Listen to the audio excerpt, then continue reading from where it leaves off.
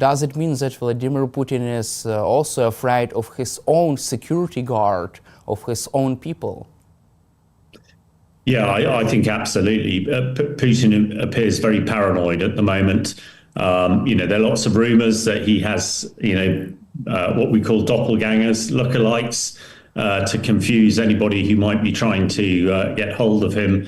But when you can't trust your own personal bodyguards, that really suggests you're in a very difficult situation. Certainly, when I wrote about this in the Telegraph this week, I likened it to the Roman Forum and Brutus murdering Julius Caesar. The analogy being that Caesar would be Putin and Brutus would be some of his close associates. So, these evil tyrants are susceptible. When you do such horrific things, you are going to create enemies. And no doubt Putin has enemies close to him, and they're closing in. And he is getting incredibly worried, which is why one is seeing the actions that we've seen, particularly with his own bodyguards. US President Donald Trump is angry with Russian dictator Vladimir Putin because Russia was delaying ceasefire talks. Could this become another turning point in Trump's stance on Vladimir Putin, in Trump's policy on Russia? Could this be the tipping point after which Trump will turn against Vladimir Putin? Well, let's hope so. Trump used some very undiplomatic language, saying how cross he was with Putin. I think President Trump thinks that he can change every situation by doing some sort of business deal, and he's finding that actually doing business in warfare is rather different from doing business selling houses and tower blocks. And Putin is not playing ball. Trump's told him to do something and Putin's doing exactly the opposite. Putin shows no indication at all of wanting ceasefire or peace. Putin sort of seems to think he's winning at the moment, and some of Trump's actions have made him think that. When Trump turned off the intelligence support to Ukraine and then turned off US weapons for a few weeks, that really had a profound effect, not just on the battlefield, but also led Trump to believe that actually the American president and some of his close advisors were rather closer to the Kremlin than they were to Kyiv or to London and European headquarters. Now, thankfully, Trump seems to have realized the mistakes he's been making and now putting pressure on Putin. We hear all the time about tariffs at the moment, and Trump seems to be focused on that rather than anything else. But one thing Trump did say is that if Putin didn't come to the peace negotiation table, then US or president would prevent Russian oil being sold on the world markets, which he probably can do. And if Russia can't sell its oil and gas, then it won't get its money for weapons, and that could have a really serious impact. So, with Trump putting tariffs on virtually everybody, including penguins in the Antarctic, let's hope that he will put tariffs on Russia, particularly its oil, so that it can't be sold, and Putin will run out of money more quickly than he is at the moment. From your perspective, would it be enough to force Putin to agree with ceasefire deal? I mean, this secondary tariffs and sanctions, even tariffs against countries which are buying Russian oil? Well, I don't think on its own it would do that, but it would certainly put more pressure on. And it's clear that there is a lot of pressure sort of coming on to the Kremlin at the moment. Although one must sort of consider that Putin still thinks he's winning. Putin knows that if he loses or doesn't achieve his aims, and his aims were the complete subjugation of the 4 oblasts that Russia controls part of at the moment and Crimea, he also wants to decouple Europe from the US. If he doesn't achieve those, he's failed. and failed Russian dictators don't last very long. And I think Putin is well aware of that. So I think Putin is assuming he might as well fight on, because if he doesn't achieve what he's set out to do, then that's the end of him. Yeah, not only as the president, but probably the end of his life, because that's what Russians do to their failed leaders. They get rid of them completely. And also, however, Russia has agreed to a partial ceasefire in the air and at sea. Don't you think that this is special Russia's negotiating tactics, just to give Donald Trump something to declare any kind of a victory, but not enough to actually end the war? Do you see this as Russia's negotiating tactic? Yeah, absolutely. I mean, the two ceasefires we've seen before, the 30-day ceasefire, yeah, the ink wasn't even dry on the agreement before Russia broke it.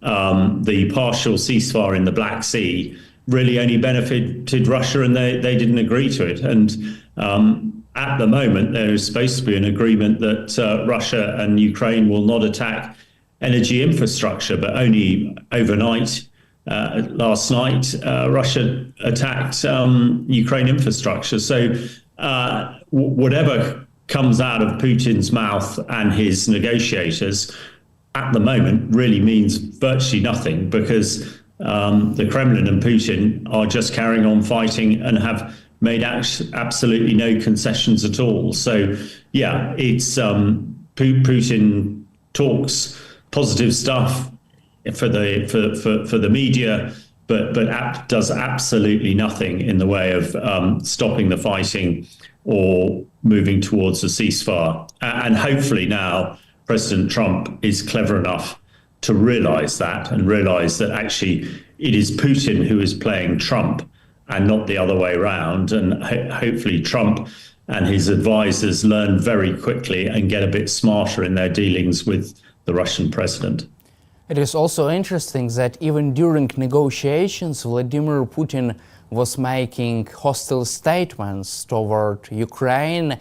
He said that his army would finish off the Ukrainian army, and also he has called up another 160,000 men.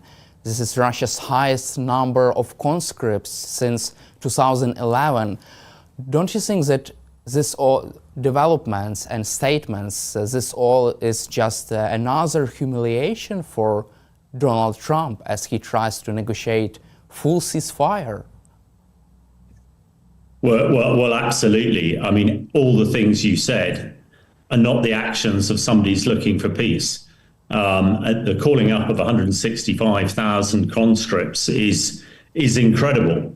I personally think actually Putin has made a serious error here, because those conscripts are not going to be from the far east of Russia, the ethnic Russians that Putin has been used so far. They are going to be, the sons of the elites in Moscow and St. Petersburg, and it's going to be very difficult to, dismiss their deaths when it comes.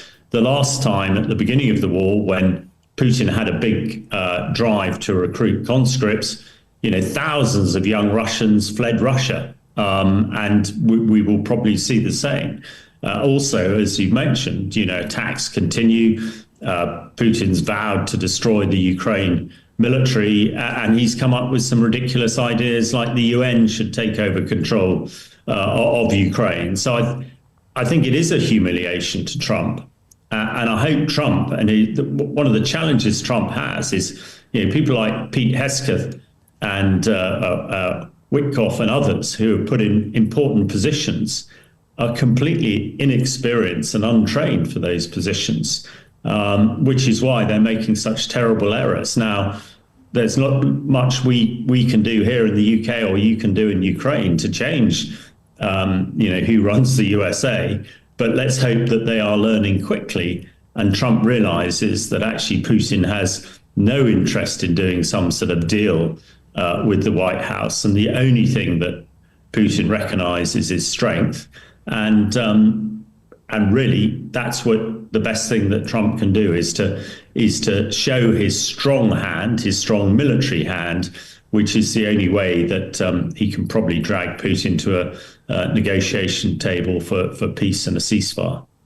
You just mentioned that Trump should use his strong military hand to force Putin to negotiating table. How do you see the military options of Donald Trump regarding Vladimir Putin? Because it seems like right now there is only economic discussion in the White House about secondary tariffs, sanctions against the Russian economy, but after the another weeks of stalemate, the discussions could also cover possible military options. How do you see these military options for Donald Trump, or even options of the last resort of Trump?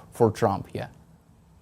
Well, I think it's very important that the White House and Donald Trump address the terrible intelligence issue they had when the signal messaging conversation about attacking the Houthis and supporting Europe was plastered all over the media of the world.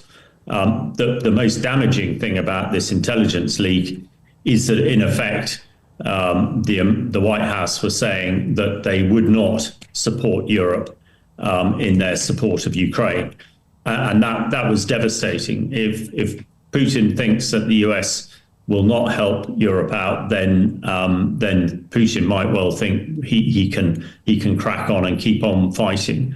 It's only recently that European countries have actually suddenly realized the threat from Putin and have started to extend their military. Even the Germans now are looking to spend 200 billion euros to upgrade their military. But this is all going to take time. But European countries are now galvanized under the UK and France and are showing a strong hand. But if Trump and the Americans also said that they would be the backstop to support Europe and Ukraine, then I think that would change the metric, change the thinking of Putin. Putin assumes at the moment that America will not get involved in any fight to save Ukraine, because that's what the Americans have said. And I think for Putin, he thinks it's a risk worth taking to keep on fighting if the Americans aren't going to get involved. So they need, ideally, they need to say, yes, we will get involved to support Europe and Ukraine if needed.